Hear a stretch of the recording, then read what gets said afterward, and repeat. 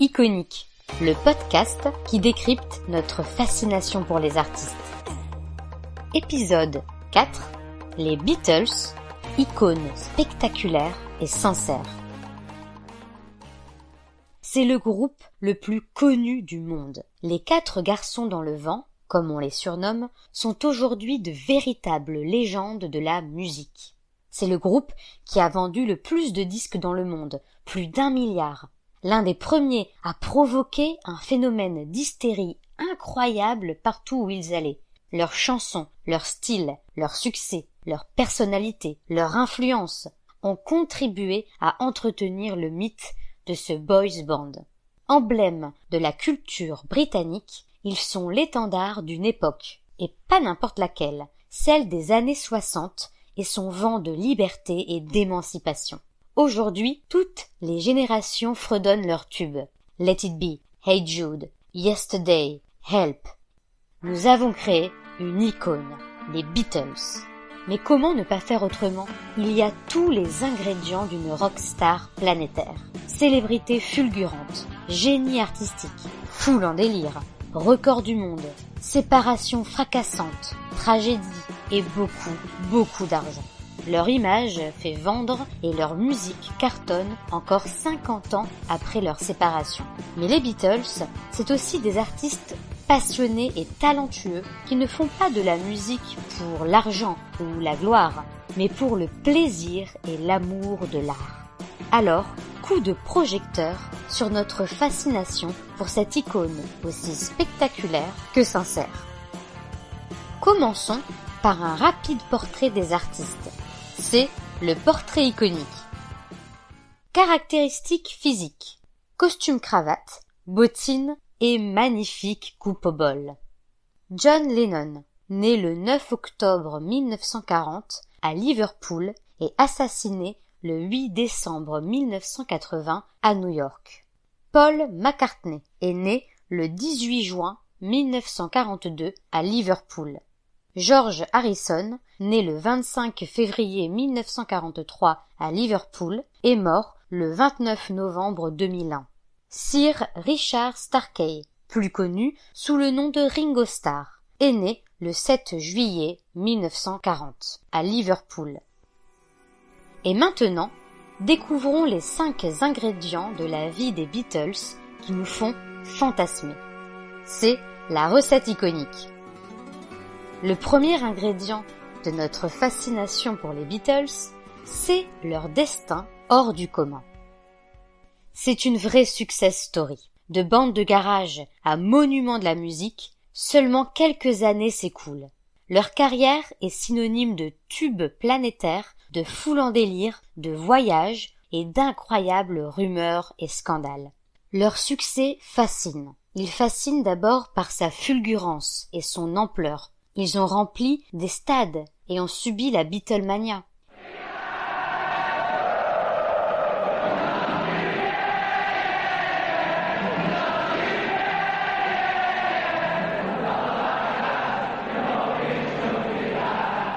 Mais il fascine aussi par sa longévité et sa rentabilité. 50 ans après leur séparation et après seulement environ 10 ans de carrière et un peu plus de 200 chansons, les Beatles sont toujours aussi populaires, lucratifs et intemporels.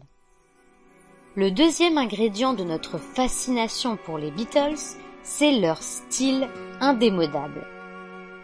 Brian Epstein, leur manager et 5e Beatles, souhaite les différencier du style trop mauvais garçon des Rolling Stones.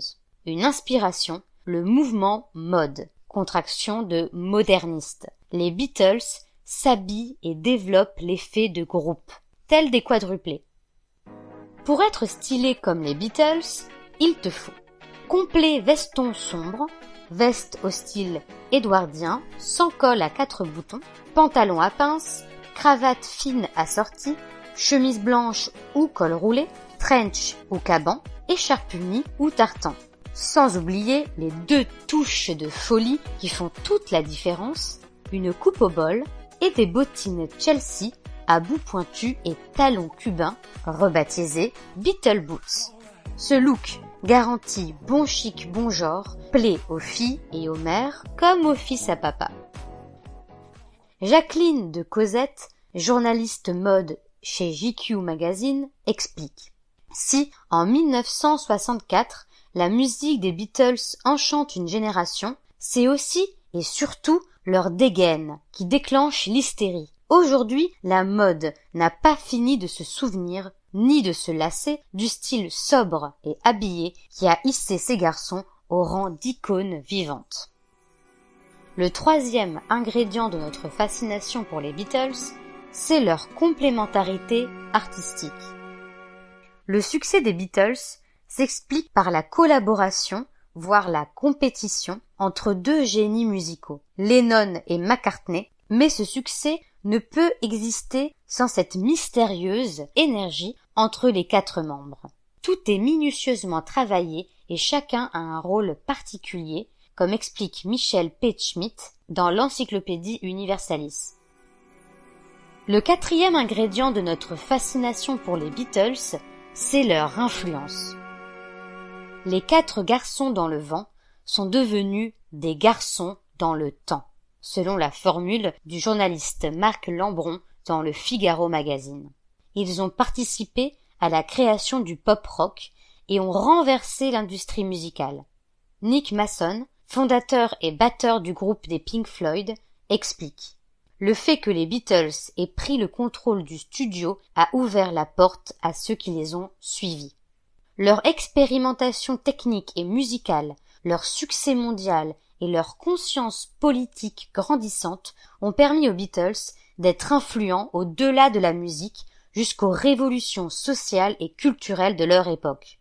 Les Beatles sont encore aujourd'hui des porte-paroles de messages d'amour et de paix. Certaines de leurs chansons sont des hymnes, Hey Jude ou encore All You Need Is Love, qui est l'hymne du Flower Power. Le cinquième ingrédient de notre fascination pour les Beatles, c'est évidemment leurs chansons. Jérôme Solini, auteur de We the Beatles, explique: j'ai continué à me passionner pour ce qu'ont fait les quatre en solo, mais McCartney lui-même sait qu'il n'a jamais rien fait de plus fort que les Beatles. Le patrimoine de chansons des Beatles est exceptionnel. Et c'est sans doute ça qui fascine. La musique, les arrangements, les paroles, le look, les visuels. Les Beatles ont inventé un univers tellement riche et inédit qu'il demeure, 50 ans après, pur enchantement, explique le journaliste François Julien dans le magazine VSD. Grâce à tous ces ingrédients, nous avons pu, au fur et à mesure, transformer les Beatles en icônes. Mais quelles sont les grandes étapes de cette transformation? Voici le parcours iconique. Entre 1957 et 1962, le groupe des Beatles se forme à Liverpool. La rencontre avec Brian Epstein, leur manager, est cruciale. Ils créent leur image, travaillent sur leur médiatisation. En 1962 sort Love Me Do. Ça lance la carrière du groupe au Royaume-Uni. En 1963, c'est l'époque de la Beatlemania. Attention aux oreilles. Here they are, the Beatles! Thank you. Thank you very much, everybody. Singing a song called Boys Ring Now!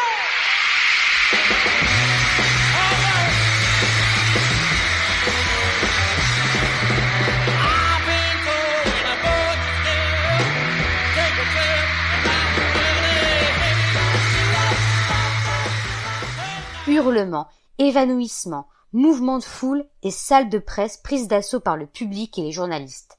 Même si la Beatlemania n'est pas un phénomène totalement nouveau, Lisztomania en 1840 pour le pianiste Franz Liszt, Bobby Sawyers pour Frank Sinatra ou encore les fans d'Elvis, mais là c'est la première fois qu'on connaît une telle ampleur grâce au baby-boom, à la télévision et au voyage en avion de ligne. La jeunesse prend goût à se coiffer et s'habiller à la Beatles. C'est donc des années de tournée qui s'enchaînent jusqu'en 1966 à travers le monde. Les Beatles reçoivent en 1965 la médaille de membre de l'Empire britannique de la main de la reine d'Angleterre elle-même. John Lennon osera même déclarer à cette époque « Nous sommes plus populaires que Jésus désormais ». Rincés des tournées et de la Beatlemania, commencent les années studio. Ils expérimentent la musique. En 1970, une séparation fracassante au sommet de leur gloire est annoncée. Et en 1980, l'assassinat de John Lennon a enterré tout espoir de refonte du groupe. Ils ont influencé des générations d'artistes, comme les Pink Floyd, les Beach Boys, Oasis, David Bowie ou encore Nirvana. Plusieurs hommages leur ont été dédiés ainsi que des millions de reprises de leurs chansons. Leur titre « Yesterday » a été repris plus de 2000 fois selon le Guinness World Records. Mais que se cache-t-il derrière cette icône? C'est l'heure des révélations iconiques. 50 ans après leur séparation, les Beatles continuent de fasciner, de vendre et de faire l'actualité. Rien de ce qui nous paraît évident dans la communication de nos artistes favoris ne l'était avant que les Beatles l'inventent. Si Elvis Presley avait commencé à s'aventurer sur cette voie, ce n'était rien comparé aux Beatles. Sans être fans, leur notoriété et leur pouvoir de séduction agit encore. Toujours présents sur la scène musicale, dans les bacs, sur Internet ou au cinéma, ils sont devenus une marque planétaire. C'est le résultat d'une stratégie bien réfléchie.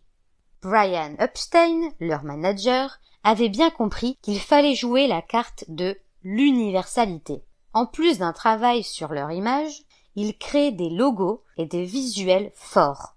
La pomme verte, emblème de leur entreprise inspirée du tableau Le jeu de Moore de René Magritte, acheté par Paul McCartney, l'inscription The Beatles, avec le T, considéré comme le logo officiel du groupe, et évidemment le passage piéton d'Abbey Road. À l'image du King, le groupe va passer sur grand écran avec l'aide d'un metteur en scène, Richard Lester. Chaque sortie de film a été l'occasion de promouvoir le groupe et ses disques.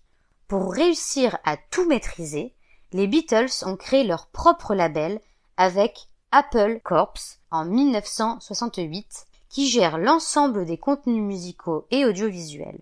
La marque des Beatles aurait pu s'arrêter en même temps que le groupe, mais au lieu de ça, elle n'a jamais cessé de croître. Voilà comment il est possible de voir le jeu The Beatles Rock Band détrôner le grand Guitar Hero, ou le Cirque du Soleil investir 100 millions de dollars pour un spectacle spécial Beatles intitulé Love. En 2021, Apple Corps sortira un livre et un documentaire signé Peter Jackson, le réalisateur du Seigneur des Anneaux, sur Disney+. Apple Corps. Apple. Mais oui, la marque des Beatles a le même nom que la fameuse marque d'ordinateurs et de téléphones. À partir des années 1980, une bataille judiciaire commence entre Apple Corps et Apple Computer. Finalement, un accord a été trouvé en 2007. Apple Computer a fait un gros chèque de 500 millions de dollars à la marque des Beatles. Et comme par magie, en 2010, toutes leurs chansons sont apparues sur iTunes. Mais les Beatles, ce n'est pas seulement du marketing, une marque et beaucoup d'argent. C'est aussi une sincérité artistique à toute épreuve. Première preuve, au sommet de leur gloire, ils décident d'arrêter les tournées mondiales car ils se rendent compte que les spectateurs ne les entendent pas à cause de leurs cris. Et d'ailleurs, eux non plus ne s'entendent plus jouer. John Lennon dira « Je suis sûr qu'on pourrait envoyer 4 mannequins de cire à notre effigie et que les foules seraient satisfaites. » Les concerts des Beatles n'ont plus rien à voir avec la musique. Ce sont de foutus rites tribaux. George Harrison dira aussi « C'était trop, toutes ces émeutes et ces ouragans. La Beatlemania avait prélevé sa dîme, la célébrité et le succès ne nous excitaient plus. » En 1967 sort donc Sgt Pepper, un album au style étrange, unique et qui ne leur ressemble pas du tout. Dans ce virage artistique à 180 degrés, ils auraient pu aussi bien être rejetés par leurs fans, mais ils ont été jusqu'au bout de leur expérimentation artistique. Deuxième preuve. En 1967, les Beatles participent à l'émission Our World, la première émission diffusée en direct dans le monde, et ils représentent l'Angleterre. La classe. Pour l'occasion, ils écrivent une chanson inédite, All You Need Is Love.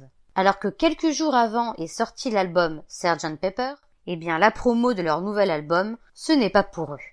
Troisième preuve. Après leur séparation, on a offert beaucoup d'argent aux Beatles pour se reformer. Mais encore une fois, leur sincérité a frappé. Paul McCartney explique en 2009 « Nous en avons beaucoup discuté et nous avons toujours dit que si nous nous reformions, cela ne serait peut-être pas super, alors que la carrière des Beatles avait été formidable. » C'est bientôt la fin de cet épisode. Alors, voici le mot de la fin.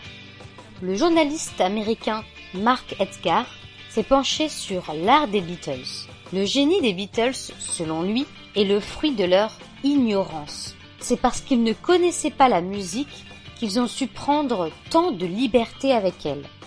McCartney ne lit pas les partitions. Lennon se moque de la technique. Ils essaient, inventent, bousculent les genres, les règles.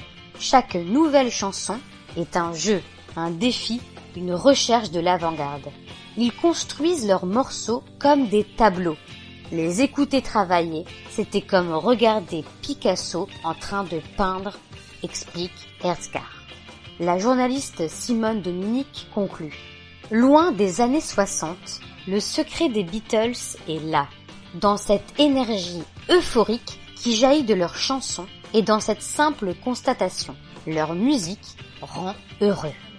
Icônes spectaculaires par leur incroyable succès musical et commercial, l'ampleur de la Beatlemania, leur forte influence sur leur époque et sur notre société actuelle, icônes sincères à travers leur art toujours dans l'expérimentation, leurs valeurs d'amour et de paix et leurs actions, leur engagement et même leur séparation.